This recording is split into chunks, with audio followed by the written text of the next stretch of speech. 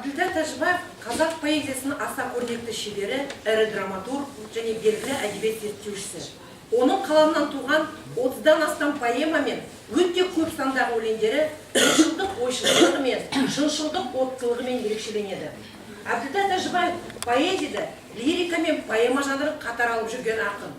Оның тағдыры халқының тарихына айналған. Қашадайна жетімдіктің, жоқшылықтың кермек дәмін татып өскен Әбділда Тәжібаевтың апам туралы әңгімесін бізге таныстыру үшін Жангелді ауданынан келген Тайшина Әлиян ортаға шақырамыз.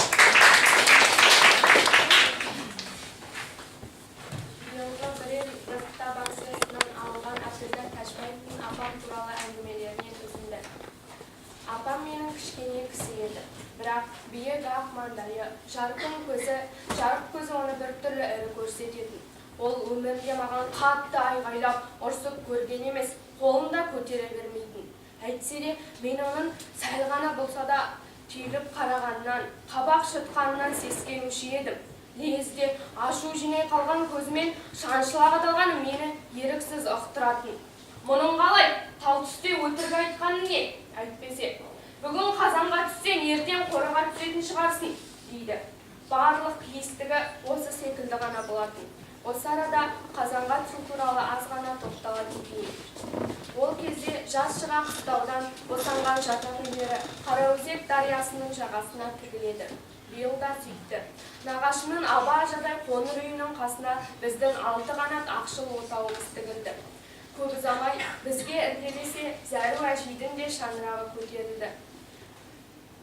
Зәру көп болса 30-дың ішінде ірі денелі, етшен әйелдің қызыл қоңыр жүзі үнемі жылтырап тұрады. Ол терши бастаған қалыңдау қабағын, жана ғана білінген бұғағын жаулығының шетімен сүртіп отыратын. Бір күні Зәру әжей біздің үйге апаммен шай ішіп отырды да, мен естімейтіндей күбірлесе бастады. Әлде қандай жаңалық жеткізіп отырған Зәрудың екі көзі апамда, еріне тимейді. Ал апам оң қолындағы сүлгімен аузын басқан күйі селтетпей тыңдап отыр. Ол тіпті мені де әзірге ұмытқан тәрізді.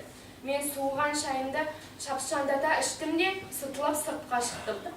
Ақбаланы көрейінші деп солардың үйіне бардым. Есік түрулі.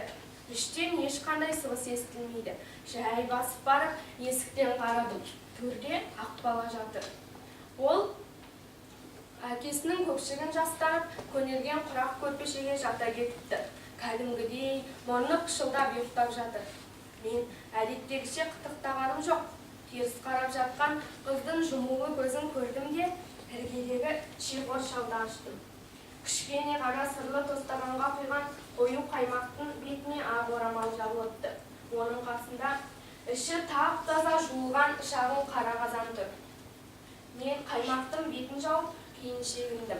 Бірақ қарабзау атанған басын ұзап кете алмай қаймаққа қайта оралдым.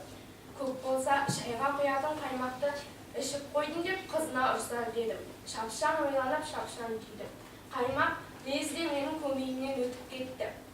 Мен сып етіп есіктен енді шыға бергенімде Ақбаланың ащы даусы естілді. «Ұры! Әбділда, ұры!» деді сарығыш шырылдап. Өзі де далаға шықты. Мен бұл кезде үйдің артындағы шоқ шеңгелге кіріп үлгергенді. «Әбділда шиге кірді! Әбділда қаймақты ішіп кетті!» деп тұр Ақбала бажылдап. Мен кірген шоқ шеңгелге қарай қолын шошайтады.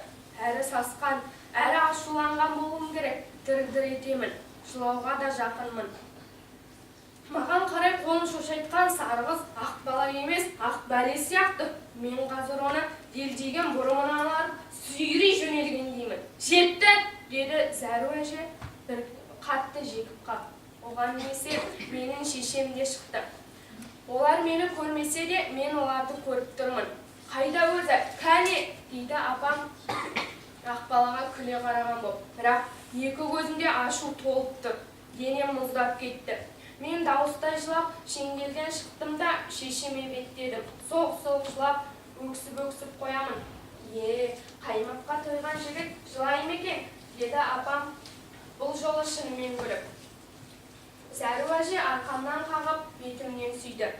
«Бәлем, сен қызды ма? Көрсетермін мен саған!» дейді ол Ақбаланы қазір-ақ менің көзімше аяусыз жазалайтындай кіжінген болып. Мен жұбанып басымды көтердім.